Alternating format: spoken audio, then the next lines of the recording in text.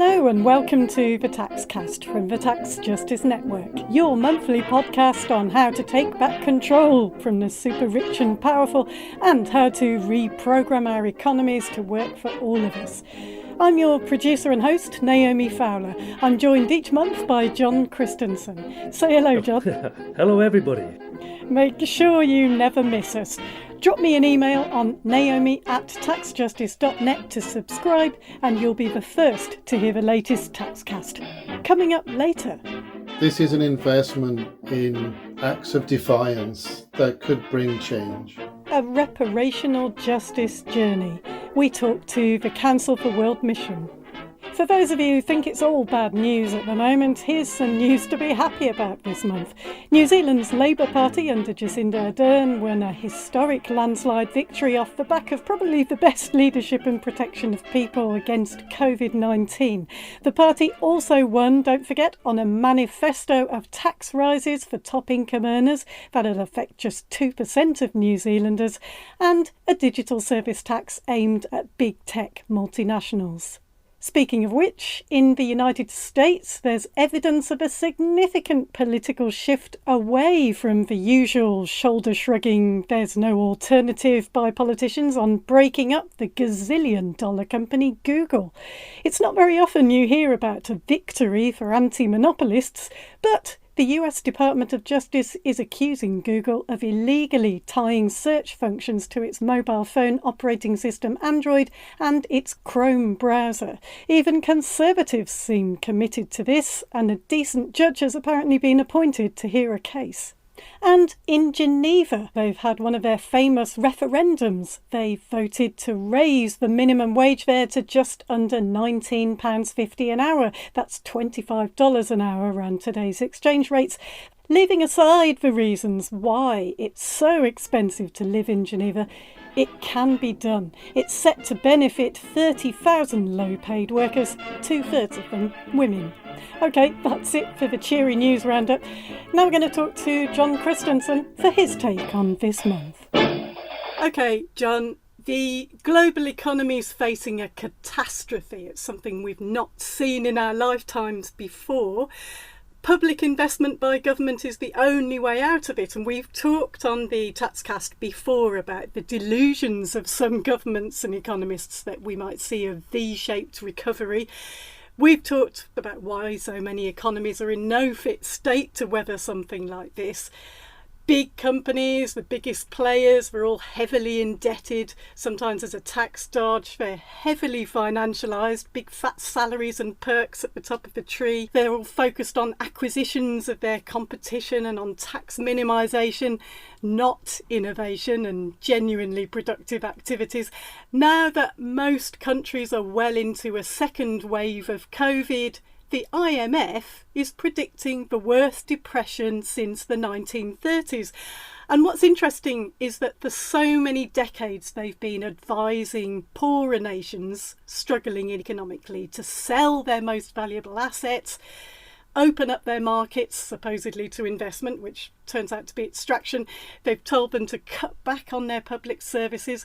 But now that wealthier nations are in big trouble because of COVID and wealthy governments are sort of like rabbits caught in the COVID headlights, the IMF and the World Bank have done a total turnaround and they're calling on governments to increase public investment to aid an economic recovery and create jobs. It's as though they never pushed structural adjustment programmes on nations in exchange for loans.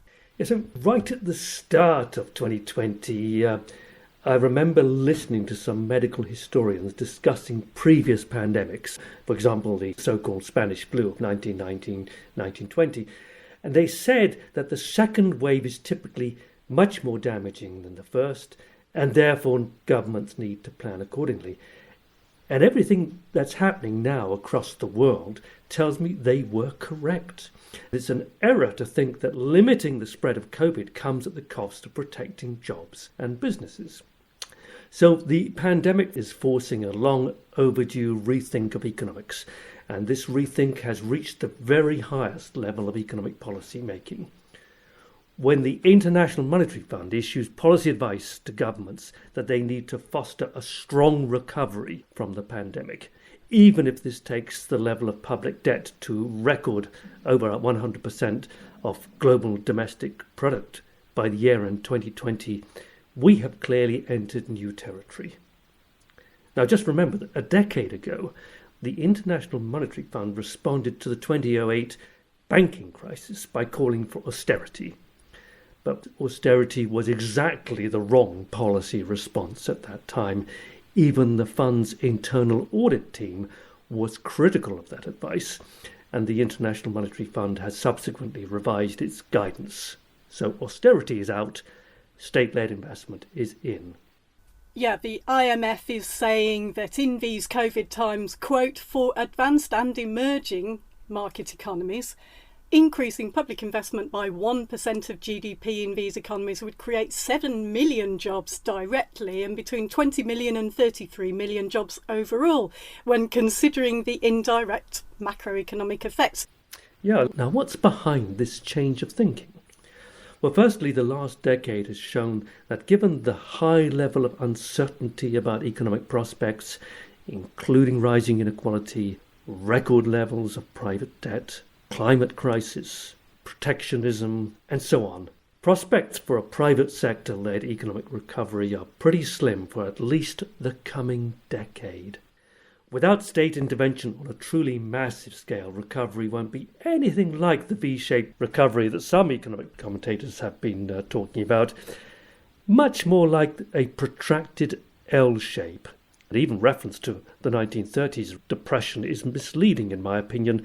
We're much more likely to be facing the long depression comparable to the period after the banking crash of 1873.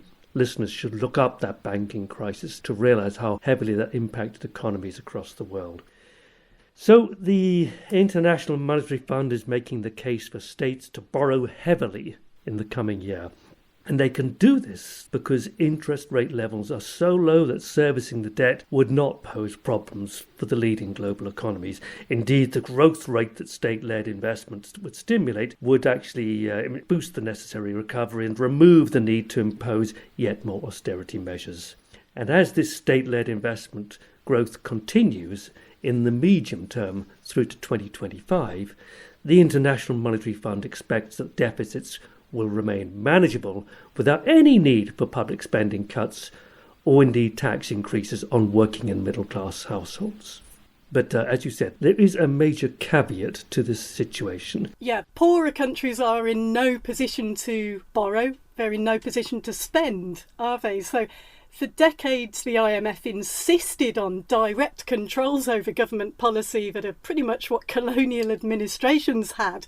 And there's really no doubt that the IMF and the World Bank should accept their responsibility for the social unrest linked to historic structural adjustment policies, the wage freezes, the ending of subsidies for basic goods for ordinary people, and all of that.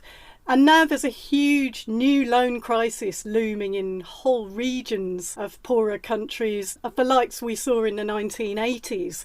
And those same countries that never recovered from the IMF's medicine in the past are in no position to do what the IMF now recommends, which is increase their investment in health, healthcare, social housing, digitalisation and environmental protection.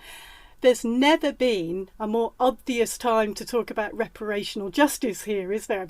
And it's time for the World Bank and the IMF to write off what are really odious debts, unjust debts legally, and not talk about aid, but about apologies and making restitution. Wealthier countries have the resources, they've got the strong currencies and the central banks to invest in people and in green transition. Poorer countries, they've got weaker currencies.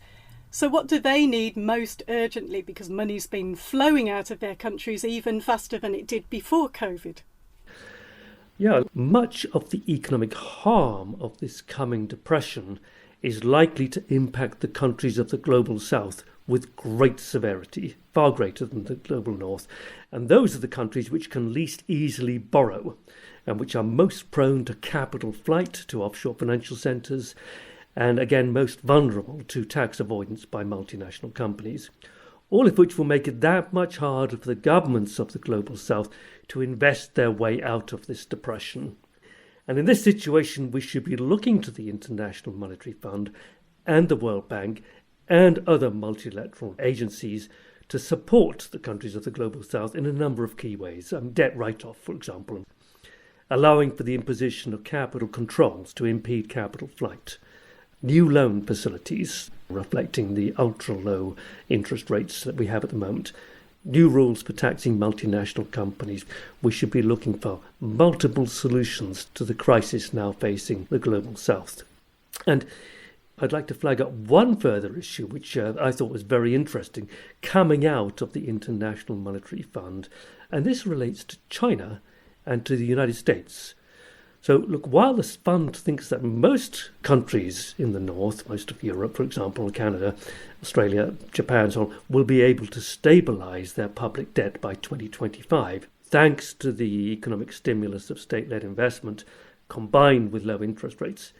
In the case of China and the United States, they're less confident, and this is partly because of the scale of public debt in the case of China, but also because of the scale of recent tax cuts in the case of the United States. To put it simply, Trump's 2018 tax cuts provided a sugar rush of an economic boost, but has exposed the United States to a worsening fiscal crisis in the coming years. Thanks, John. Now it's time for the TaxCast special feature. We can't transform our economies so they work in all of our interests without facing the crimes and inhumanities of the past. The same toxic ideas behind the slave trade and empire still shape some of today's predatory, extractive business models and cultures. The Council for World Mission is a global partnership of Christian churches, and for a number of years now they've been on a reparational justice journey. I'm talking with Reverend Dr. Peter Cruchley of the Council for World Mission, or CWM, and economist and reparations specialist Priya Lukka. Let's start with why you at the Council for World Mission felt that you needed to make reparations and engage in restorative justice. I know that you were formerly known as the London Missionary Society, so that gives some clues. We've been an organisation since 1795, and that's when the London Missionary Society began. We know that our history reaches before the end of the slave trade, and we've been working in the last 10 years especially on an analysis of power relations, global issues through the image of empire. Even though we live in a decolonized context, the empire continues to shape our reality in different ways, economically, politically. And that also kind of turned us to think about our own particular story. The treasurer of the London Missionary Society, William Hankey, features in an ignominious moment in our nation's life, actually. He was invited to testify before the Parliamentary Select Committee looking at manumission of slaves. And he goes in 1832 and justifies slavery. And he justifies evangelism among slaves on the basis that it made them better behaved and it made them more valuable in the slave market. So he makes this justification of enslavement using the London Missionary Society's work as key to that and key to his own personal aggrandizement. And as we know from all the recent work others, especially University College London, are doing, that names people who took compensation for the emancipation of the human beings they owned, that he received close to the equivalent of £560,000 in 2019 terms. Small London Missionary Society committees in London churches were outraged and appalled to hear this. And so he resigns. But actually, if you look at all the materials in our archive, whilst he steps down as treasurer, he continues to be involved in the London Missionary Society till his death 20 years later. And his own personal bank is the bank that the London Missionary Society use and continue to use after his death through his son. And the plantation that he owned in Jamaica was sold in 1954, and the proceeds from it come into Council for World Mission through one of our constituent historical predecessors. So we can point to particular financial legacies in those ways, and individuals like William Hankey. Also a later treasurer, Sir Colin Eardley Smith, is someone else who was a plantation owner who received compensation to emancipation. But also we're mindful, as we're trying to work this through, that the London Missionary Society belonged to this emerging Industrial Revolution class, the mercantile class, and there were those who were particularly involved in forms of industry that were complicit in enslavement. So whether that, for example, in Wales with wool, or Scotland in terms of tobacco and so on, we are just knitted into the system and structures that prospered from the slave trade and perpetuated the slave trade, even to the extent that in the early days when missionaries are being transported, slave ships are used. So we see that some of these direct and indirect legacies, when confronted, London Missionary Society leaders told the missionaries to say nothing about freedom, keep quiet, don't stir up revolt, don't give the slaves the hope of liberation. So all of this kind of comes together as a sense of owning our story. And what does the process of reparational justice actually mean to you at the Council for World Mission? It's a moment of confession and repentance. So it's both an act of shame, but it's also a commitment to change. We've been challenged particularly to understand that this is not something we can just give back to ourselves. And that's been a very kind of clear piece in how we're trying to shape things. And to understand the truth-telling that's required for this work requires truth acting, that we need to follow this through. We are committed to creating change in our communities, but also change in our systems and structures. Yeah, I think that having participated in the stages that I have been invited to in CWM's process, I can see that it's involved stakeholders, and there's been a strong emphasis on redistribution, compensation, and generating agency, which are all so important in the whole process. In this process, it's really important to think who is asking different bodies to do this work, on whose mandate, and who are these constituencies that this work seeks to report for, seeks to action change for. The principle of consultation and participation has to be present, and all those who work to seek to establish an understanding of reparations must connect and be responsive to and be guided by movement strategies on reparations. And I think that that's been really clear in CWM's approach so far. Right. I know that the CWM, the Council for World Mission, has been working on this for a long time and thinking about it deeply for a long time. Can you take me through your process so far? We set it up through 2017 and 2018 with 4 hearings, one in the UK, one in Ghana, one in Jamaica, and one in the US. There was a gathering in which we recognised the history and legacies of slavery in our story and our communities there, and then moved to contemporary manifestations of that in our lives still, and then to a period of kind of processing what we had been hearing. We made space for lament, and we made space for pain, and for hearing that and sharing that and acknowledging that. And then out of those dialogues, the group brought forward ideas, thoughts, reflections, recommendations.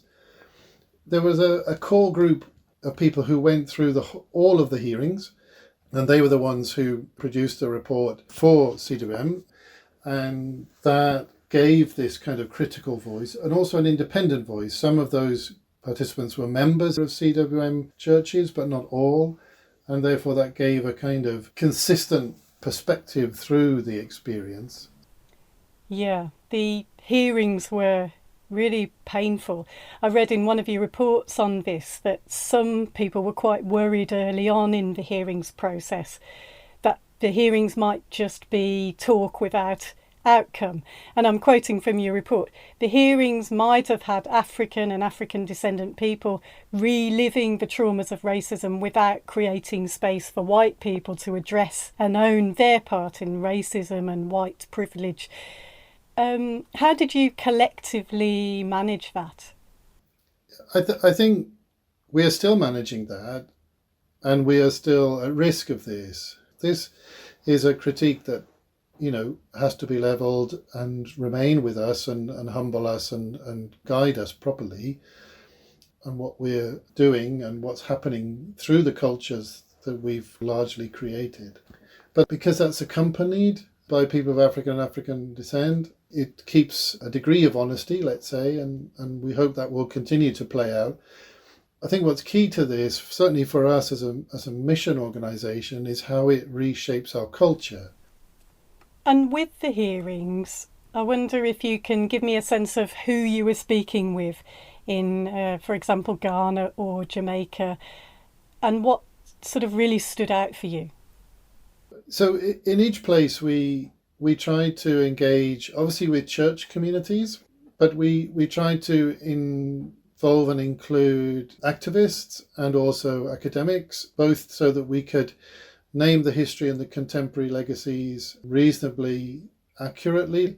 There were young people engaged as well as older people. We tried to ensure gender balance. In each place, we went to sacred places. So in London, we went to West India Docks. We went to Elmina, the slave citadel on the coast in Ghana. We went to the Maroon Village in Jamaica, and we went to the Baptist Church in Birmingham, Alabama, which was burned down by white racists, including the killing of 4 children coming out of Sunday school. So this also formed part of the excoriation that we went through together as human beings in that space. In Ghana, we met with one of the chiefs. We also met with African Americans who had decided to repatriate to Africa, to settle in Ghana, and also came to share with us, invited us all into their place, and shared their very real challenge and deep suspicion and hostility, quite rightly, to white people present, like myself, giving the impression that, we can be trusted and this work can be done honestly. But in all these ways, critical voices stood out, and that pierced the lies, let's say, but it also opened a way forward. And I think we're still trying to live that out. But there are many moments of realization, and certainly for other white participants who went through, I think a deep conversion experience really through the process, hearing these realities which they've either known but ignored or not allowed themselves to face. It was also painful in Africa to sit in the context of African people and African descendant people, and to navigate the space around, because of poverty, because of the experience of economic injustice, still shaping and crippling and perverting our world and our lives. So deeply painful moments to hear and try and process. In the reparations movement, they talk about a process of kind of, if it's for us but not with us, it's not authentic. So I think that has to be really remembered in this. It has to be a structured process within the context of international African social movements for reparations. And those links have to be continually sought out, made, and really explicit. One of the problems more widely in international development is also that consultations are very narrowly conceived and place kind of the emphasis on communities coming in at designed moments that are carefully controlled. Reparations is something else. It's about really designing from the very get-go something that is community-owned, community-derived, community-advocated for. Right. Let's talk about the audit that you did. I know this process isn't all about money, but it is a really important part of it. We have reached a certain stage in this work by accepting the report, the findings, committing to the work, and the board of directors has agreed to make £10 million for reparation to work in different ways, and we're working out strategies for that. So we're really only at the beginning of this work. We want to apply a theological principle, sometimes called the Jubilee principle, from Jewish faith and Christian faith perspectives, that there needs to be a multiplier effect. So if we can point to £1 million, as it were, that we ought to increase that by at least sevenfold. And the board took that view, but also extended it. And in terms of the fund itself, how's it going to be administered and how's it going to be accountable? There'll be an independent board that's created, the CWM Legacies of Slavery Strategy Board, that will include some of CWM's people, because we need to learn from this.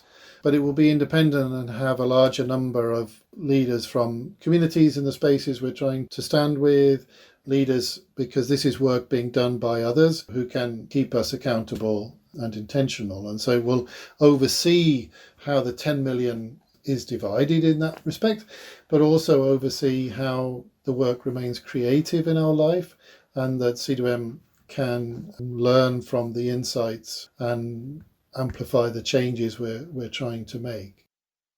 The discussions that have taken place have been very much in the context that this isn't just about monetary compensation. You know, remembering that debt is not just monetary, and reparational justice means a whole encompassing of principles that have been carved out by the reparations movement. 5 principles of what reparations mean includes restitution, rehabilitation, satisfaction, and guarantees of non-repetition and relinquishment. In the case of restitution, I think it represents one of the most wide-ranging reparations options, because it can serve to facilitate the return of real and personal property to previous individual owners, provide stolen wages and lost profits to forced labourers, and repatriate tribes and clans to ancestral lands. So when we talk about figures on reparations, I think it's really important to understand that compensation is not the only remedy, and the nature of discussions actually can privilege compensation. But a big part of reparations is the process. And part of this is repair, and repair involves recognition that people exist.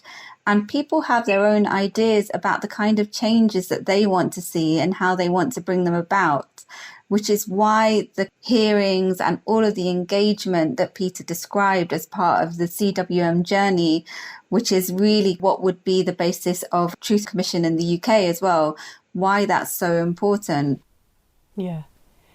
And going back just for a minute about how funds will be dispersed, how will decisions be made about, this amount of money will be apportioned to this place, this organisation, this project?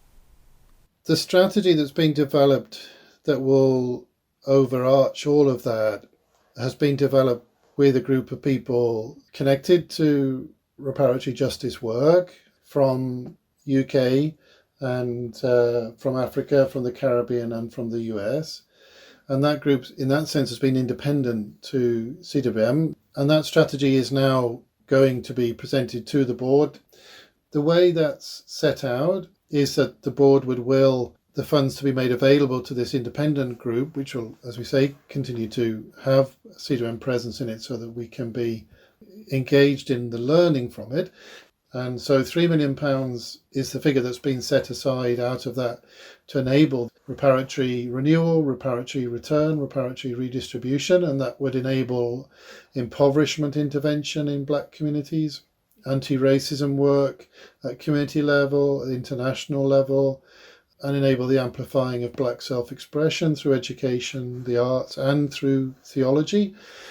These will be worked at within communities, so communities will work to give the criteria and to give the shape to the work that's going to be done. So that would be, in that sense, a kind of figure that would be placed with partners who have credibility and a proven track record, let's say, in delivering in these areas. Our other commitments include the resourcing for racial justice work by member churches, that's true, but also by other partners engaged in the work and to make that available in the struggle, let's say. And the other £7 million will enable work by communities, church projects, but also others, academic work to further racial justice work in particular struggles and contexts, and also to create a racial justice legal action fund. That we are mindful that enslavement as a human rights violation has legal implications, and the legacies of slavery continue to manifest themselves in issues like police violence, lack of access to justice, and so on. And so another dimension of this is the creation of a fund that communities could call on either for legal support or indeed to get legal training to become advocates themselves in this kind of area. So these two areas that the fund will basically work alongside are hoped to be about generational and transformational change in grassroots spaces. Right. You know, one place I'd really love to see engaging in reparative justice processes would be financial institutions in the City of London. You know, it'd be great to see them look at and face their past and their present, actually. What would you say to them? I mean, how do we approach this with supposedly hard-nosed business cultures? For the financial sector, where do you think your money has come from? Where do you think this profit you're trying to maximize has come from? This has not fallen out of the sky any more than it has for us as a Christian organization. This is not the blessing of God. This is the deliberate exploitation over generations of human beings. And so we need to ask then, what do you want to invest in? What does profit really mean? And how can our work lead to the flourishing of life and the flourishing of economies for all? So for me, it is about acknowledging a past and the history of exploitation that our capitalist systems are particularly mired in.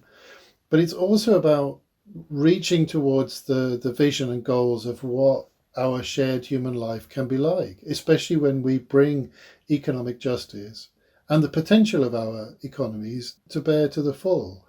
So it can be creative and newly creative, and it can bring new energy, it can bring new partners. So these are all part of the values I think we need to be called back to. And in some cases they're religious, but not at all exclusively.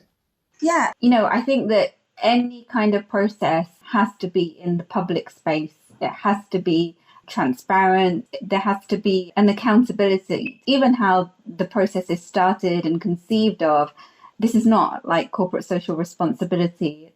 It's got to be really authentic. From the 1970s, there have been different types of truth commissions. And if you want a proper process, which has been called for in the UK for a long time now, there has to be a funding for a proper truth commission. And revenue for that must be raised from a tax to fund the participatory process ahead. An obvious tax would be the financial transactions tax because of the city's roots and present practice in trading on outcomes which impoverish people in low and middle income countries. We're seeing universities and firms looking at their history, and that's really, really positive, really good. But institutions cannot police themselves in this work. If any process is to be true and authentic, then it has to adhere to the principles of the reparations movement. I don't think the resources we can make available are going to change everything, but I think this is an investment in acts of defiance that could bring change. So I'm hoping through the 9 years of this work that this seeds of transformation, moments of uprising, acts of resistance can be protected and nurtured and enabled so that we can change this system over this generation. You've been listening to the Taxcast. You can read more about the Council for World Mission Slavery Legacies process on their website, www.cwmission.org. We're going to check back in with them later on in their process and see how it's going. Thanks for listening. We'll be back next month.